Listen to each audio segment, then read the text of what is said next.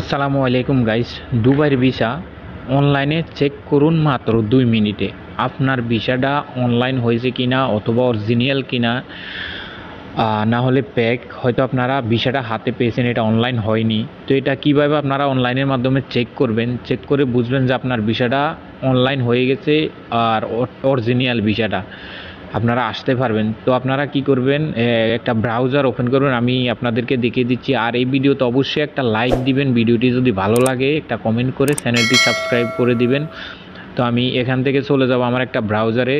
তো ব্রাউজারে আমার গুগল ক্রোম ব্রাউজারটা আমি ওপেন করলাম। ওপেন করার পরে আমি আপনাদেরকে প্রথম থেকে দেখাচ্ছি। তো সার্চ বক্সে চলে যাবেন। সার্চ বক্সে যাওয়ার পরে এখানে লিখবেন আইসিপি স্মার্ট সার্ভিস। তো আইসিপি স্মার্ট সার্ভিস এটার উপরে ক্লিক করার পরে এই সাইটটা আইসিপি স্মার্ট সার্ভিস, এই সাইটটাতে প্রবেশ করবেন। আমি এটার উপরে ক্লিক করলাম আর আমি সাইটটাতে প্রবেশ করে দিতেছি। তো সাইটটিতে প্রবেশ করার পরে এরকম অপশন চলে আসবে। আসার পরে এখানে দেখুন পাবলিক সার্ভিস, পেজটা এরকমই আসবে। আপনারা নিচে ইমেল পাসওয়ার্ড এগুলো দিয়ে লগ ইন করা লাগবে না, তাহলে ইউএ পাস লাগবে। যেহেতু আপনাদের কারো কাছে ইউএ পাস নাই, ওদিকে যাওয়ারই দরকার নেই, আপনারা পাবলিক সার্ভিস এটার উপরে ক্লিক করে দেবেন। তো আমি এটাতে ক্লিক করে দিলাম, দিয়ে আমি ভিসাটা চেক করবো এটা অনলাইন হয়েছে কিনা। তো এখানে এই পেজটা ওপেন হওয়ার পরে দেখুন এখানে ফাইল অ্যাবিলিটি। তো আমি এখানে ফাইল অ্যাবিলিটি এটার উপরে ক্লিক করে দিলাম। ফাইল অ্যাবিলিটি ক্লিক করার পরে এখানে দেখুন একটা ফর্ম আসছে।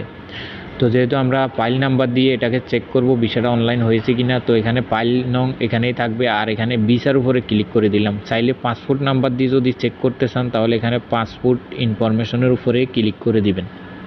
তো আমি পাসপোর্ট দিয়ে আমি সরাসরি ভিসার নাম্বার দিয়ে চেক করবো এটা অরিজিনাল কিনা, এটা অনলাইনে আছে কিনা। তো আমি ভিসার মধ্যে দিয়ে দিলাম। আর এখানে ইমারত ইনফাইল্ড নাম্বার, আনফাইল্ড নাম্বার, হ্যাঁ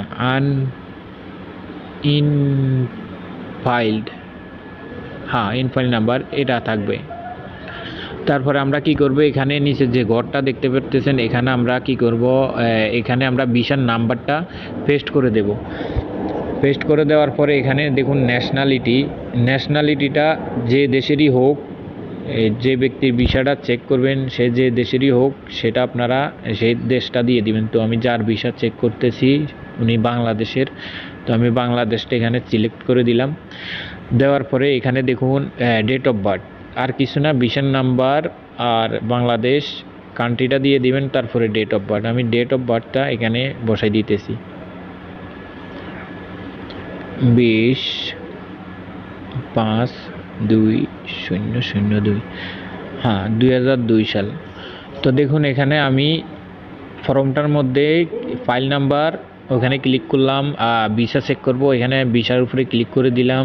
ইমারত ফাইল নাম্বার এটাতে ক্লিক করে দিলাম। তারপরে ভিসার নাম্বারটা দিয়ে দিলাম।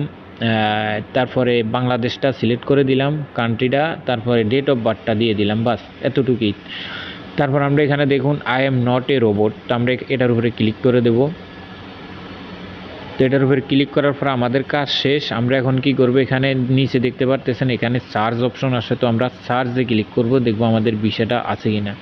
তো দেখুন সার্চ করার সাথে সাথে এখানে দেখাচ্ছে যে এই ফাইলটা ভিসাটা হয়ে গেছে, কত তারিখে এটা জমা দিয়েছে সে তারিখটা। তারপরে এখন যে নাম্বারটা আমি চেক করছি নাম্বারটা এখানে আছে, নাম্বারটাও বরাবর আছে। এখানে দেখুন ফাইল স্টার্ট অ্যাক্টিভেট দেখাচ্ছে, মানে এই ভিসাটা অ্যাক্টিভ হয়ে গেছে। তো আপনারা চাইলে এভাবেই চেক করে নিতে পারবেন। এখানে দেখুন এক্সপায়ার ডেটও দেওয়া আছে, কত তারিখে ফাইল জমা দেওয়া হয়েছে সেটাও এখানে লেখা আছে। তো আপনারা এইভাবেই ভিসাগুলোকে চেক করে নেবেন এই ভিসাটা অরিজিনাল নাকি এটা এডিট করা। অনেকে অনেক প্রতারণার শিকার হয়, যার কারণে আপনারা কষ্ট করে গুগল থেকে ভিসাটাকে চেক করে নেবেন। আর এই ভিডিওটা যদি কারো উপকারে আসে ভাই অবশ্যই আমাকে একটা লাইক দিবেন, কারণ আমি কষ্ট করে ভিডিওটা বানাচ্ছি আপনাদেরকে উপহার দেওয়ার জন্য। আমার এই ভিডিওটা দেখে হয়তো অনেকের কাজে লাগতে পারে। তো একটা লাইক দিবেন আর একটা কমেন্ট করে যাবেন। পরবর্তী ভিডিওর জন্য চ্যানেলটিকে সাবস্ক্রাইব করে যাবেন। সবাই ভালো থাকবেন, সুস্থ থাকবেন, আল্লাহ হাফেজ।